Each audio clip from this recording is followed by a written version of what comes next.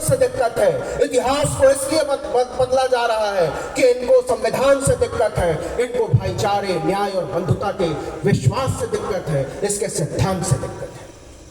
और आप लिखिए इस बात को, इनके अगले निशाने पर बाबा साहब होंगे, और जब वो कार्यक्रम हो जाएगा तब इनके निशाने पर आएंगे बुद्ध, और इसके बाद इस देश में संघ की कोई जरूरत नहीं रह जाएगी, पूरा देश संघ हो जाएगा। हमको ले जाया जा रहा है उस तरफ, और हम जा रहे हैं। हमारी समझ में नहीं आ रहा है कि हम किस तरफ जा रहे हैं, और हम चलते जा रहे हैं। आप गौर से देखिए पिछले 3-4 सालों में इस देश में कैसे बाबाओं की भीड़ आई है। एक बाबा उधर बुंदेलखंड में बैठकर कहता है झांसी उड़ई जालौन में कि मैं तुम्हारे बारे में सब कुछ जानता हूं, तुम बताओ तुम्हारा रिश्ता किससे, तुम्हारा रिश्ता टूटा कैसे, तुम कहां रहते हो, सब जानता। वो अपने भाई के बारे में नहीं जानता था जो पियक्कड़ था और दारू पी के हंगामा करता था, चला गया जेल, अब जमानत नहीं हो रही। ये बाबा कहता है कि हमारे चरणों में आ जाओ, और लाइन से ऐसे बाबा खड़े हो गए, सारे नेता जाकर सिर झुकाकर खड़े हैं। ये बाबा, ये आजकल पटना में है। पहली बार किसी सरकार ने कहा है कि बाबा अगर तुमने लोकतंत्र को आंख दिखाई, तुमने संविधान को आंख दिखाई, तो तुमको यहीं से जेल जाना पड़ेगा। और इसके लिए भी आपको समझना पड़ेगा कि हिम्मत इसलिए हुई कहने की और करने की, और सरकारी तौर पर, वैधानिक तौर पर, आधिकारिक तौर पर, क्योंकि वहां बहुजनों की सरकार है। आप समझते हैं कि हमको ऐसे बाबा की जरूरत नहीं है। पिछले 5, 7, 9 सालों में जिस तरीके से झुमटा बाबा, चिमटा बाबा, कंप्यूटर बाबा, लंपट बाबा, झंपट बाबा खड़े हुए हैं, आप इसके पूरे पैटर्न को देखिए।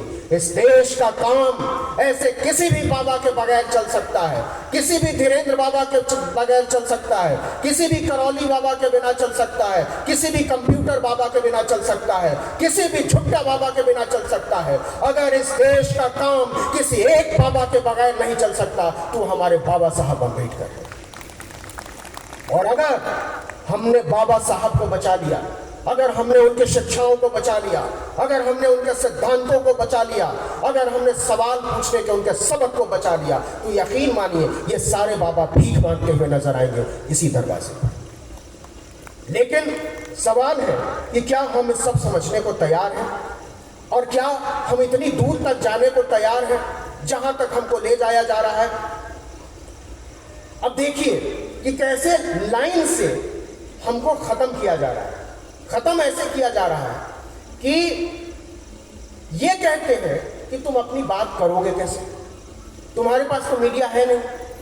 आप सोचिए कि 10-12 दिनों से लड़कियां जंतर मंतर पर बैठी हुई है, कोई खबर दिखाने को तैयार नहीं। मैडम स्मृति ईरानी कहती है कि हमने प्रियंका गांधी को नमाज पढ़ते हुए देखा, और पूरे मीडिया में छा जाता है।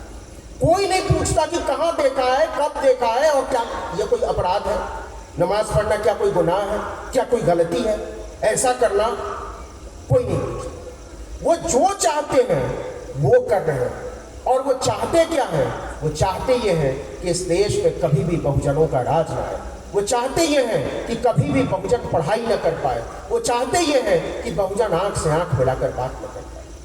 मैं बड़ी साफ साफ बात करना चाहता हूं कि इस देश में एक सज्जन हुए, और बड़े नामी सज्जन हुए, आप लोगों ने नाम सुना होगा, उनका नाम है राजदीप सरदेसाई।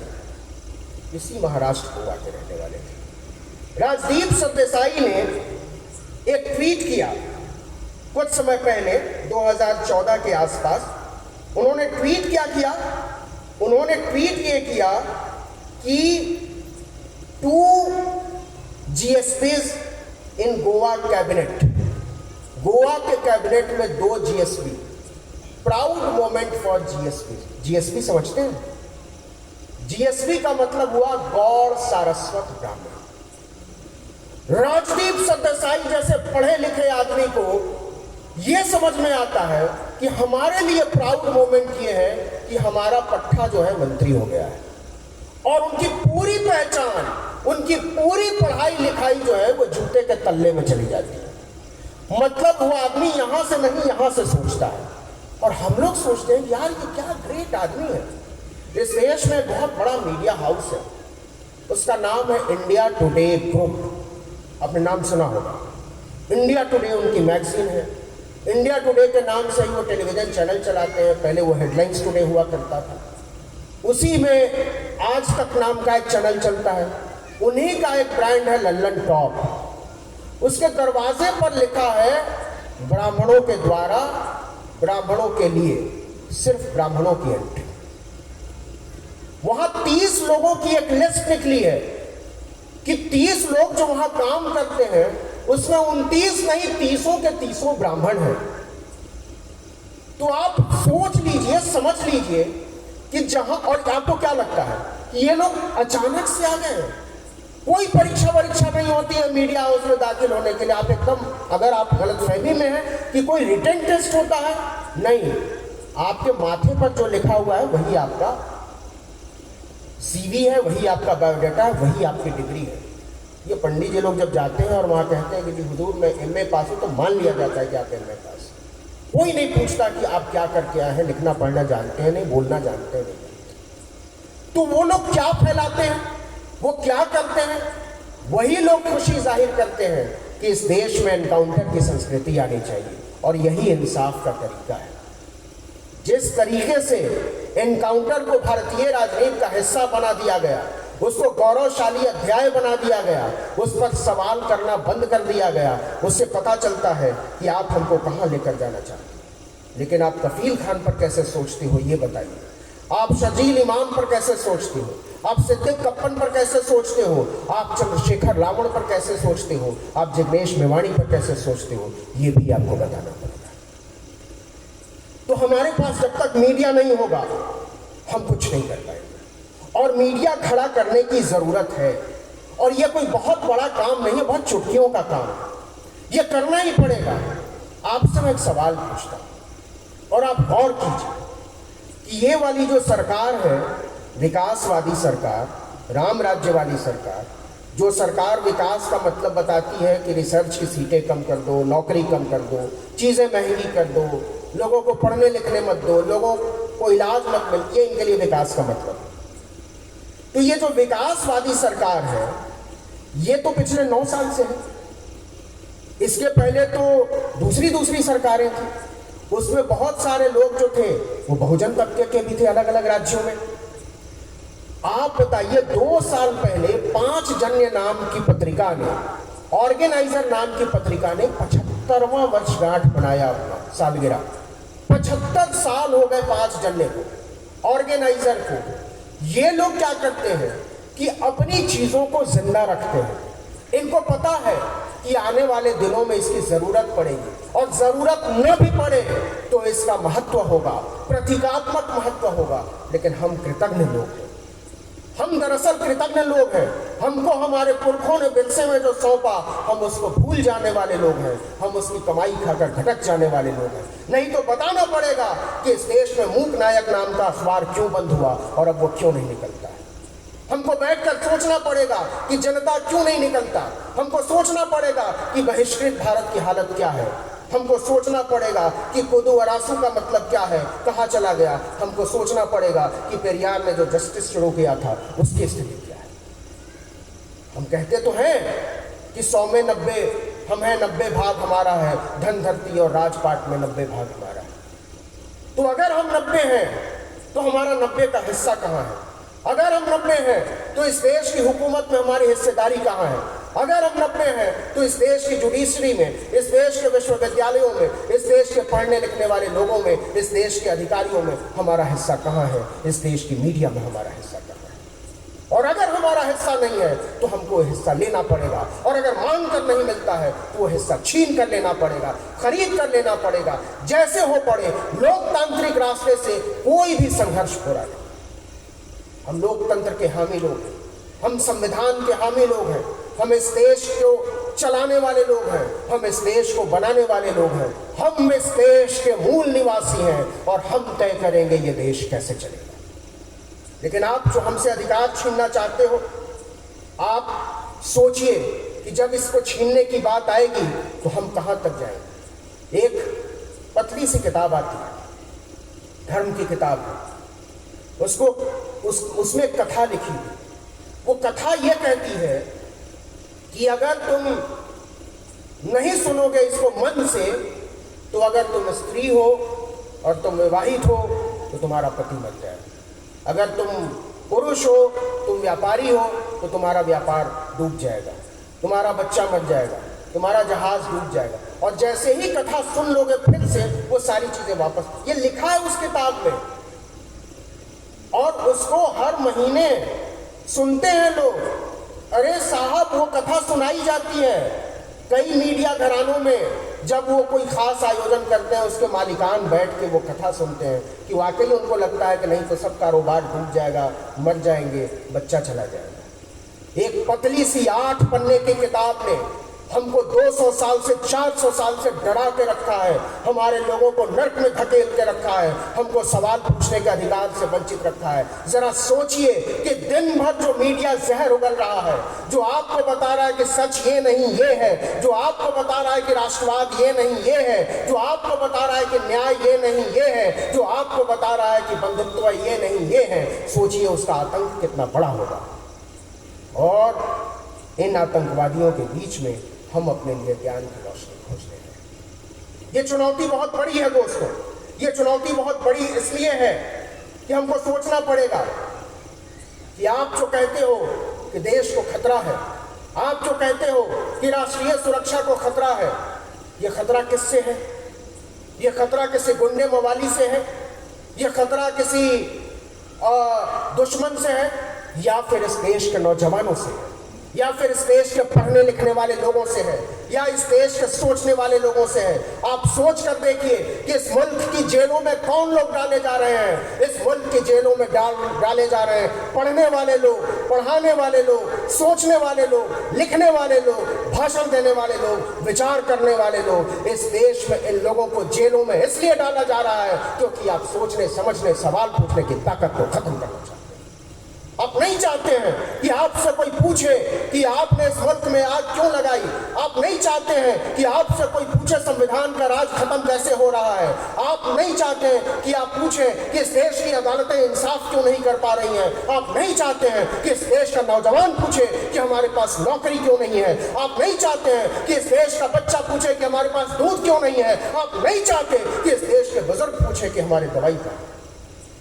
आप इन सारे सवालों से मुक्त हो जाना चाहते हो और इसका सीधा तरीका है कि आप यूनिवर्सिटी बंद कर दो, आप कॉलेज बंद कर दो, आप पढ़ाई लिखाई के सारे रास्ते बंद कर दो। ये सारे लोग पागल हो जाएंगे और तब आपके लिए राज करना बहुत आसान हो जाएगा। सवाल है कि क्या हम सब इसके लिए तैयार हैं? क्या हम मानसिक रूप से मान बैठे हैं कि इस मुल्क में जो हो रहा है वही होने दिया जाएगा? क्या हम तैयार हैं कि ये देश जैसे चल रहा है वैसे ही चलने देंगे, या फिर हम सोचेंगे कि इस देश के चलने के रास्ते को बदला जाएगा और उसमें हमारी अपनी भागीदारी है? ये बात बहुत बड़ी है और ये बात बड़ी इसलिए है कि आप एकदम निश्चित तौर पर मानिए कि इस देश को जो लोग चला रहे हैं वो सबसे ज्यादा महिला विरोधी है। वो नहीं चाहते कि इस मुल्क की बेटियां, आप सोचिए कि जब नताशा नरवाल को जमानत दी गई, हाईकोर्ट ने दी, जब देवांगना कलिता को सीए एनआरसी के मामले में जमानत दी गई, इस देश की पुलिस ने, सरकार ने सारे घोड़े छोड़ दिए कि इन पढ़ने लिखने वाली लड़कियों को पहले जेल में डालो, ये बहुत बोलती हैं, इनका बोलना बोलना बंद करो। दिल्ली पुलिस ने कहा कि ये देश के लिए खतरा है। 22 साल 24 साल की लड़कियां, यूनिवर्सिटी में पढ़ने वाली लड़कियां, शर्म नहीं आती है कि पुलिस जाकर अदालत में कहती है कि हुजूर इनकी जमानत रद्द कीजिए मिलॉर्ड, नहीं तो देश मुश्किल में पड़ जाएगा। और सुप्रीम कोर्ट को कहना पड़ता है कि आप हमारे धैर्य का इम्तिहान मत लीजिए। ये लोग चाहते हैं कि लड़कियां न, ये वही लोग हैं ना जो पर्दा प्रथा चाहते थे। ये वही लोग हैं ना जो कहते थे कि लड़कियों को अपने से शादी नहीं करनी चाहिए। ये वही लोग हैं ना जो हर 14 फरवरी को हर पार्क में घूमते रहते हैं डंडा उठाकर। ये इसलिए नहीं घूमते हैं, ये इसलिए नहीं डंडा फटकारते हैं कि उनको लगता है कि इनकी सभ्यता संस्कृति पर चोट है। ये इसलिए डंडा फटकारते हैं कि लगता है कि ये आज़ादी मांग रहे हैं, ये आज़ादी को समझने लगे हैं और ये नहीं चाहते हैं कि इस देश के दबे कुचले पिछड़े लोग, पसमानदा लोग, बहुजन लोग अपनी आज़ादी को समझें, उसको महसूस करें। तो मैं ये कहना चाहता हूँ कि हमको कहा गया था, शहीद जगदेव बिहार में एक बहुत बड़े रिवॉल्यूशनरी नेता हुए, क्रांतिकारी नेता हुए। वो कहते थे कि पहली पीढ़ी के लोग मारे जाएंगे, दूसरी पीढ़ी के लोग जेल जाएंगे और तीसरी पीढ़ी राज करेगी। हम तीनों पीढ़ियां देख चुके। अब आगे का रास्ता क्या है? आगे हम फिर से वहीं पढ़ रहे हैं, हम फिर से वहीं पढ़ रहे हैं जहां से ये लड़ाई शुरू हुई। कहा जाता है कि इतिहास अपने आप को दोहराता है।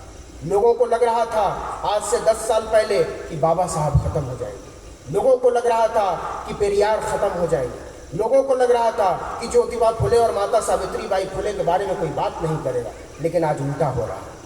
आप जितना इतिहास को दफन करने की कोशिश करेंगे, इतिहास उतनी सरगर्मी से जमीन फोड़ के बाहर। हम दफन होने वाले लोग नहीं हैं।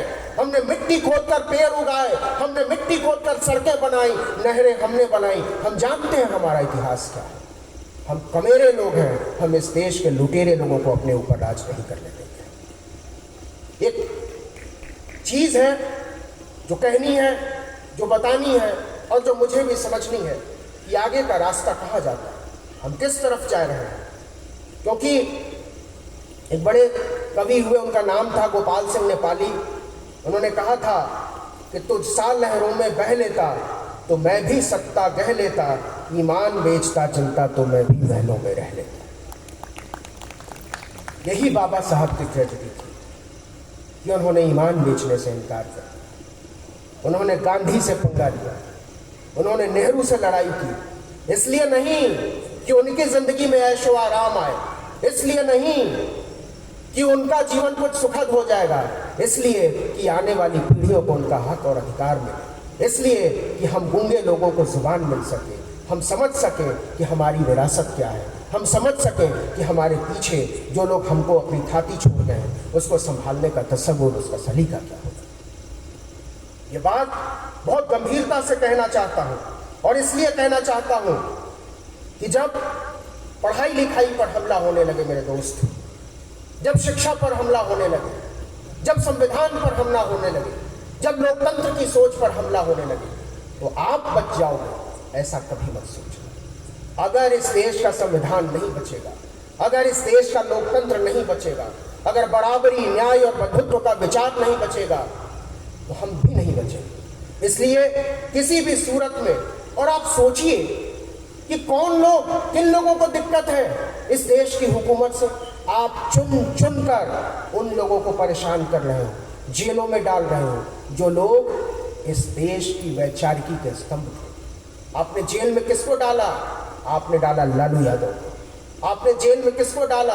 आपने डाला आजम खान को। आपने जेल में किसको डाला? आपने डाला जिग्नेश मेवानी को। आपने जेल में किसको डाला?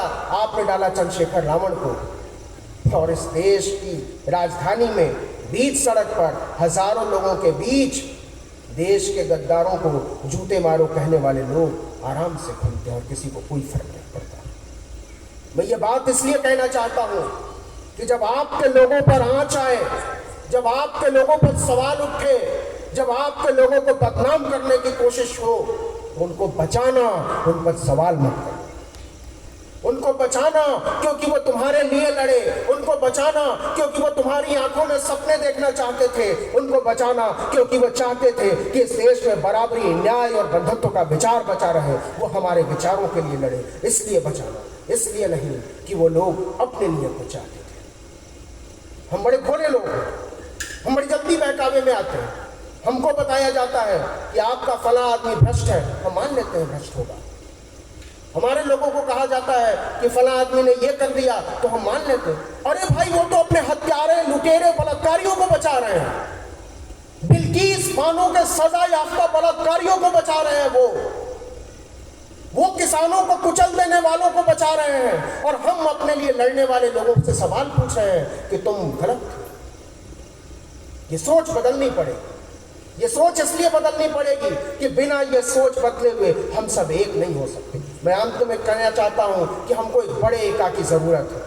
टुकड़ों टुकड़ों में बटी हुई लड़ाई किसी अंजाम तक नहीं पहुंच सकती। मैं साफ साफ कहना चाहता हूं और जोर देकर कहना चाहता हूं कि इस देश के दलितों को, इस देश के पिछड़ों को, इस देश के आदिवासियों को और इस देश के पसमानदा मुसलमानों को एक साथ आने की जरूरत है। और मैं कहना चाहता हूं कि इन सारे तबकों के बीच में रोटी और बेटी का रिश्ता होना चाहिए। हम हम किसी तरफ बढ़ना चाहते हैं। हम इस देश को एक मुकम्मल मुस्तकबिल देना चाहते हैं। हम चाहते हैं कि ये फसलें बची रहें, हम चाहते हैं कि साफ हवा बची रहे, हम चाहते हैं कि हमारे बच्चों के लिए जीने लायक माहौल बचा रहे। लेकिन आप इन सारी चीज़ों को ख़त्म करना चाहते हैं तो हमारे साथ और हमारे बाद क्या बचेगा, ये सवाल आप पर छोड़ता हूँ। और बाबा साहब आज होते तो मुझे तो लगता है कि अगर आज बाबा साहब होते तो जेल में पड़े होते। उन्होंने वो सारी बातें कही जो आज की हुकूमत को, इस हुकूमत के साथियों को राष्ट्र विरोधी लगते हैं। वो बराबरी की बात करते हैं, वो न्याय की बात करते हैं, वो समता की बात करते हैं, वो मानवता की बात करते हैं, वो करुणा की बात करते हैं। इस देश में करुणा नाम की चिड़िया इस देश की सरकार की किसी भी डिक्शनरी में नहीं। तो हमको इसको बचाना होगा कि बाबा साहब कहते थे कि शिक्षा से ही सामाजिक बदलाव आ सकता है, उसी से राजनीतिक बदलाव आएगा। और हमारा लक्ष्य होना चाहिए राजनीतिक बदलाव। सत्ता हमारी ज़रूरत है और इस ज़रूरत को हमको समझना पड़ेगा। और समझना पड़ेगा कि कहीं ऐसा तो नहीं कि इस देश में मंदिर ज़्यादा, यूनिवर्सिटी कम हो जाएगी। कहीं ऐसा तो नहीं कि इस देश में पुजारी इस देश के सारे कमेरे लोगों पर राज करने लगे। कहीं ऐसा तो नहीं कि हमको झोंक दिया जाएगा फिर से गुलामी की उसी भट्टी में जहाँ से निकाल कर बाबा साहब ने हमको ये संविधान दिया और हमको बताया कि आगे का रास्ता तुम्हारा ये होगा। तो अंत में मैं केवल इतना कहना चाहता हूँ कि इस देश में कभी कम नहीं होंगे बराबरी के हामी, इस देश में कभी नहीं होंगे कम होंगे बंधुत्व के हामी, इस देश में कभी कम नहीं होंगे न्याय और भाईचारे के हामी। हमको प्यार करने और प्यार पाने का पूरा हक है। हम इस प्यार करने और प्यार पाने के हक को अंतिम सांस तक बचाएंगे। और अंत में मैं केवल इतना कहना चाहता हूँ कि पीछे बंधे हैं हाथ मगर शर्त है सफ़र, किससे कहें कि पैर के कांटे निकाल दो, किससे कहें कि पैर के कांटे निकाल दो। हम में से हर एक के पैरों में कांटे हैं, वो कांटे चुभते हैं, लेकिन यही हमारा रास्ता रहा है। हम वहीं से चलकर यहाँ तक पहुँचे हैं। हम यहीं से आगे बढ़कर एक नया भारत, एक नया इतिहास, एक नया भूगोल, एक नई चीज़, एक नया सपना, कुछ नया रच सकते हैं। इस नए रचने में कुछ गड़बड़ियाँ हो सकती हैं। हम लड़खड़ाएंगे, हम गिरेंगे, हम सीखेंगे, लेकिन इसी से आगे का रास्ता निकलेगा। आप कभी भी सवाल पूछने का अधिकार मत छोड़ो। आपसे कहना चाहता हूँ और बार बार कहना चाहता हूँ कि हमको जो यहाँ तक लाया गया है, इसको लाने में, हमको लाने में, यहाँ तक पहुँचाने में लाखों लोगों की कुर्बानियाँ हैं। और कुर्बानियाँ उन लोगों की हैं जिनको हम जानते तक नहीं। कुर्बानियाँ उन लोगों की हैं जिनको हम जानते हैं। कुर्बानियाँ उन लोगों की भी हैं जो नींव के पत्थर थे। कुर्बानियाँ उन लोगों की भी हैं जो झंडे की शक्ल में जगमगाते हैं हमारे और आपके बीच। लेकिन इस सपने के बीच जो आखिर में एक अंतिम बात कहना चाहता हूँ वो ये कि जब हम बराबरी की लड़ाई लड़ें, जब हम न्याय की लड़ाई लड़ें, जब हम बंधुत्व की लड़ाई लड़ें, तो हमको याद रहे कि कहीं हमारे कदम से कहीं ऐसा तो नहीं है कि हम किसी एक समुदाय के खिलाफ युद्ध लड़ने के लिए तैयार किए जा रहे हैं। कहीं ऐसा तो नहीं है कि इस लड़ाई के फेर में हमारे हाथों में तलवार थमा दिया गया है। कहीं ऐसा तो नहीं है कि हमारे हाथों में लाठी और बल्लम थमा दिया गया है किसी एक खास समुदाय के खिलाफ, क्योंकि ये नहीं हो सकता। ये बाबा साहब का सपना हो ही नहीं सकता। ये बाबा साहब के बच्चे सोच ही नहीं सकते कि इस देश के लोग, इस देश के एक समुदाय के लोगों को काट कर किसी देश की रचना करें। वो कहते थे कि मुकम्मल राष्ट्र जो है ऐसे नहीं बन सकता, टुकड़े टुकड़े सपनों के साथ नहीं बन सकता। तो हम सबको मिलकर एक मुकम्मल सपने की ज़रूरत है। हम सबको मिलकर एक साथ मुट्ठी बांधकर आगे बढ़ने की ज़रूरत है।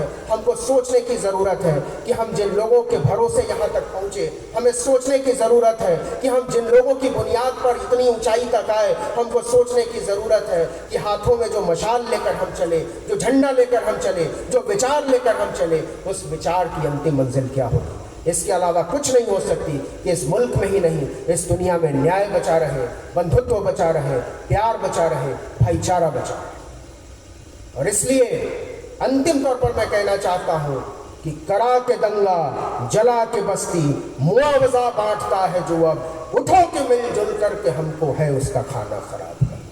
आपने मुझे बुलाया, इतने प्यार से सुना, इतना मान सम्मान दिया।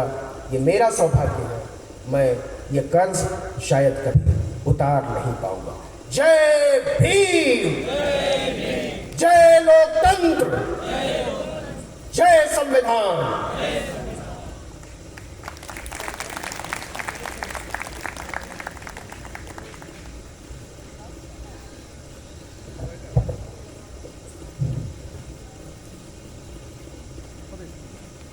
आदरणीय नवीन कुमार सरांनी आपल्याला सतत सावधान राहण्याचा इशारा देत ते मार्गदर्शन केलं, त्याबद्दल त्यांचे आभार मानतो।